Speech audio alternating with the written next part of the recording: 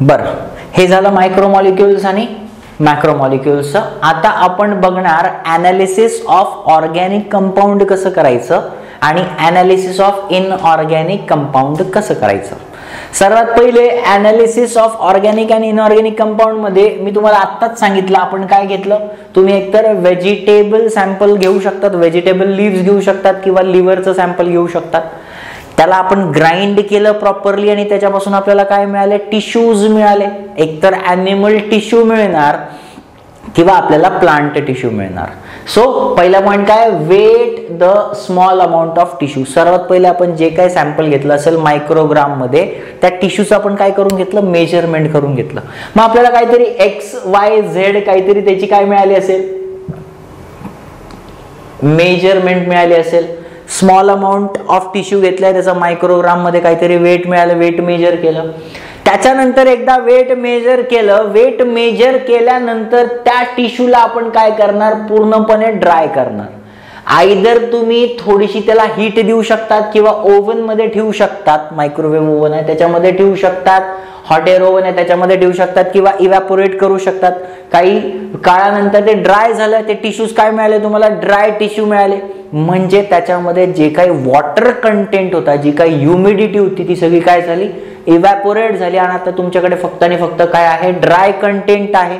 आता परत जसं आपण वेट टिश्यू जो होता त्याचं मेजरमेंट घेतलं, त्याच्यानंतर इव्हॅपोरेट केल्यानंतर परत जे ड्राय टिश्यूज आहे त्यांचं परत आपण काय करणार, वेट मेजर करणार. मग मला सांगा दोघांमध्ये डिफरन्स असेल म्हणजे त्याच्यामधून आपल्याला काय, फक्त आणि फक्त काय उरलेले आहे, वॉटर मॉलिक्युल्स निघून गेले. फक्त ऑर्गॅनिक कंटेंट आणि इनऑर्गॅनिक कंटेंटच राहिला आहे.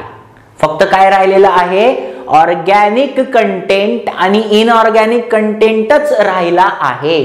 आणि आता आपण त्या टिश्यू, जे ड्राय टिश्यू होते त्याला आपण काय करणार, बर्न करणार. याच्याने काय होईल, टिश्यू बर्न केल्याने आपल्याला हे बेसिक माहिती आहे, 10th स्टँडर्ड मध्ये शिकले तुम्ही. जे ऑर्गॅनिक कंपाऊंड असतात, जे पण ऑर्गॅनिक कंपाऊंड असतात, ते ऑर्गॅनिक कंपाऊंड जर बर्न केले, दे रिॲक्ट विथ ऑक्सिजन. आणि कोणता पण ऑर्गॅनिक मॉलिक्यूल ही ऑक्सिजन सोबत रिॲक्शन झाली तर बाळांनो त्याचं काय होतं रे, ऑक्सिडेशन. काय होतं त्याचं, ऑक्सिडेशन. म्हणजे ऑर्गॅनिक कंपाऊंडचं काय झालं, ऑक्सिडेशन. आता ऑर्गॅनिक कंपाऊंडचं ऑक्सिडेशन झालं तर आपल्याला फक्त आणि फक्त काय मिळेल, ऍश. ऐश्वर्या राय नाही, आपल्याला फक्त काय मिळेल, ऍश मिळणार आहे. काय मिळणार आहे, फक्त ऍश, जी राख मिळणार आहे. आणि जेव्हा या राखचं, या ऍशचं आपण कंटेंट बघितला त्याच्यामध्ये आपल्याला काय सापडणार, इनऑर्गॅनिक कंपाऊंड्स. आता इनऑर्गॅनिक कंपाऊंड्स म्हणजे काय, मी सांगितलं तुम्हाला, ज्याच्यामध्ये कार्बन किंवा कार्बनशी रिलेटेड कंपाऊंड्स नाही आहे किंवा त्याच्यामध्ये कार्बन हायड्रोजनचा बॉन्ड नाहीये, म्हणजे त्या कार्बन पासून डिराईव्ह झालेले नाहीये, दे are called as inorganic compounds. मग असे एखाद्या टिपिकल प्लांट सेलमध्ये किंवा ॲनिमल सेलमध्ये असे तर भरपूर असतात. मी काही एक्झाम्पल दिले तुम्हाला, जी मी PDF प्रोव्हाइड करणार आहे त्याच्यामध्ये डिटेल दिलेलं आहे, कंटेंट किती आहे. बरं, मग इनऑर्गॅनिक कंपाऊंड्स कोणते, तर त्याच्यामध्ये आलं calcium, phosphorus, sulphur, magnesium, sulphur, potassium, त्याच्यानंतर नायट्रोजन. सल्फर 2 वेळेस झालेला आहे. Calcium, phosphorus, sulphur, magnesium, potassium आणि नायट्रोजन. फेरस म्हणजे iron, copper, cobalt, manganese, molybdenum, zinc आणि आयोडीन. हे सगळे काय, इनऑर्गॅनिक कंपाऊंड्स. पण याच्यामध्ये पण क्लासिफिकेशन काय, some are called as major elements and some are called as minor elements. याच्यात पण तेच झाला मिनिंग. मेजर एलिमेंट्स म्हणजे काय, जे आपल्या बॉडी सेल्सला ज्याची गरज जास्त आहे, which are required in larger quantity are called as major elements and which are required in minor quantity are called as minor elements. जे आपल्याला खाण्यामध्ये जास्त प्रमाणात लागतं. एक्झाम्पल, टेन्शन घेऊ नका, आपण दूध पितो, आपण पालेभाज्या, लेफी व्हेजिटेबल्स खातो, तर त्याच्यामधून आपल्याला काय मिळतं, कॅल्शियम. बरं, आपण दूध मायक्रोग्राम मध्ये पितो का, नाही. आपण मिलीलिटर्स मध्ये पितो. कशामध्ये पितो, मिलीलिटर्स मध्ये, लिटर्स मध्ये पितो. तर कॅल्शियम आपल्याला त्याच्यातून जास्त प्रमाणात मिळतं. आपण लेफी व्हेजिटेबल्स किंवा जे काही खातो त्याच्यातनं आपल्याला काय मिळते, फॉस्फरस, सल्फर, मॅग्नेशियम. आणि आपण जे प्रोटीन खातो त्याच्यामध्ये काय प्रेझेंट असतो, नायट्रोजन.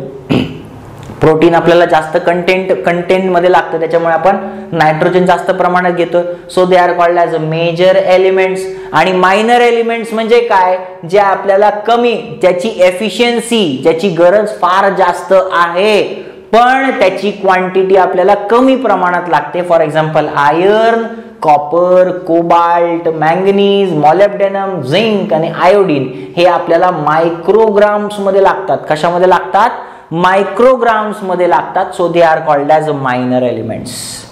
आता हे क्लासिफिकेशन झालं on the basis of requirement. आपल्या सेलला त्याची रिक्वायरमेंट कशी आहे, लार्जर क्वांटिटी मध्ये आहे का मायनर क्वांटिटी मध्ये आहे. जर लार्जर क्वांटिटी मध्ये असेल तर त्यांना आपण क्लासिफाय करणार ॲज अ मेजर एलिमेंट्स. कमी प्रमाणात लागत असेल तर त्यांना आपण काय म्हणणार, मायनर एलिमेंट्स. पण on the basis of functioning, on the basis of functioning म्हणजे सेलमध्ये त्यांचा रोल काय आहे, सेलमध्ये त्यांचा रोल काय आहे. On the basis of that they are categorized into 3 types. एक म्हणजे फ्रेमवर्क एलिमेंट्स म्हणतो.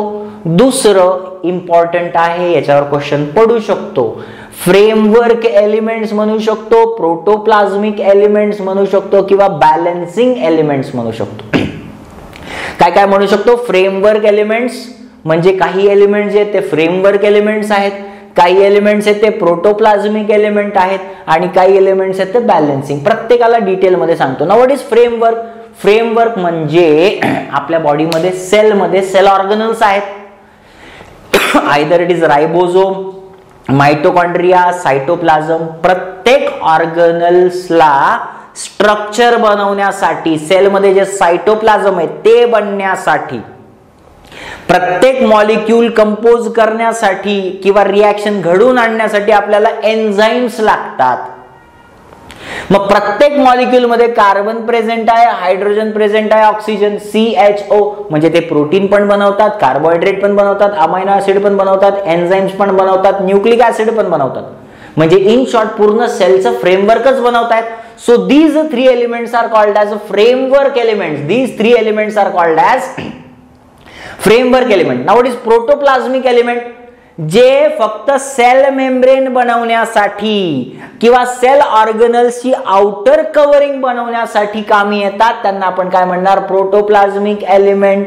बॅलन्सिंग एलिमेंट म्हणजे काय, फॉर एक्झाम्पल मी हे काय करतो, this is called as a contraction, relaxation.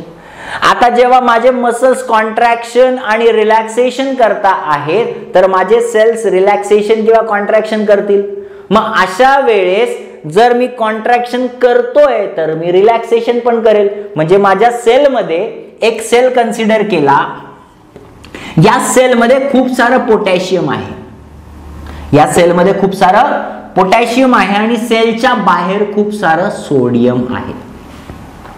तुम्हाला माहिती आहे, तुम्हाला हे माहिती आहे की फ्लो जो असतो कोणत्या पण एलिमेंटचा, it is always from higher to lower. मग आता सोडियमचं प्रमाण सेलच्या बाहेर जास्त आहे पण सेलच्या आतमध्ये कमी आहे. पोटॅशियमचं प्रमाण सेलच्या आतमध्ये जास्त आहे पण सेलच्या बाहेर कमी आहे. म्हणजे naturally sodium will flow inside आणि पोटॅशियम विल फ्लो आउटसाइड. कधीपर्यंत, जोपर्यंत पोटॅशियम आणि सोडियमचं दोघीकडे इक्वल रेशो होत नाही. कळतंय. मग जेव्हा सोडियम आतमध्ये जाईल आणि पोटॅशियम बाहेर येईल तेव्हा तुमचे सेल्स काय करतायत, कॉन्ट्रॅक्शन करतायत. आता याच्या वाईस वर्सा, परत जे आतमध्ये गेलेलं सोडियम आहे ते परत बाहेर येईल आणि बाहेर जे गेलेलं पोटॅशियम आहे ते परत आतमध्ये जाईल, त्यावेळेस तुमची बॉडी काय करेल, रिलॅक्सेशन. म्हणजे तुमच्या बॉडीमध्ये जे काही केमिकल रिएक्शन्स होत आहेत ते अनबॅलन्स व्हायला नको, ते बॅलन्स राहायला पाहिजे. आणि ते बॅलन्स करण्याचं काम कोण करतंय, कॅल्शियम, मॅग्नेशियम आणि potassium. And therefore they are called as balancing elements. Clear झालं. अनालिसिस एकदम सोपं होतं. इथपर्यंत तर पूर्ण बेसिकच होतं, एकदम बेसिक पासून शिकवतो आहे. जर तुम्हाला काही डाऊट असतील तर तुम्ही मला नक्की कमेंट मध्ये सांगू शकता आहेत. एकदा परत रिवाइज करूया. अनालिसिस कसं करायचं, एक टिश्यू घ्यायचा, त्या खूप सारे स्मॉल टिश्यूज घ्यायचे, त्या टिश्यूजचं वेट करायचं, वजन करायचं, त्याच्यानंतर त्यांना ड्राय करायचं, म्हणजे तुम्हाला ड्राय टिश्यू मिळतील, परत त्याचं वजन करायचं. आता त्या ड्राय टिश्यूला बर्नआउट करायचं. बर्नआउट केल्यानंतर त्याच्यामधले जे ऑर्गॅनिक कंपाऊंड असतील ते काय होतील, ऑक्सिडाइज होतील, म्हणजे उरेल काय, फक्त inorganic compounds in the form of ash. मग त्या इनऑर्गॅनिक कंपाऊंड्स मध्ये which are required in larger quantity are called as major elements, which are required in minor quantity are called as minor elements. On the basis of functioning जर बघाल तर framework element, protoplasmic element आणि balancing element. इथपर्यंत पूर्णपणे basic होतं regarding biomolecules. इथून पुढे आपण चालू करणार आहोत बायोमॉलिक्युल्सचा पहिला biomolecule, that is called as amino acid.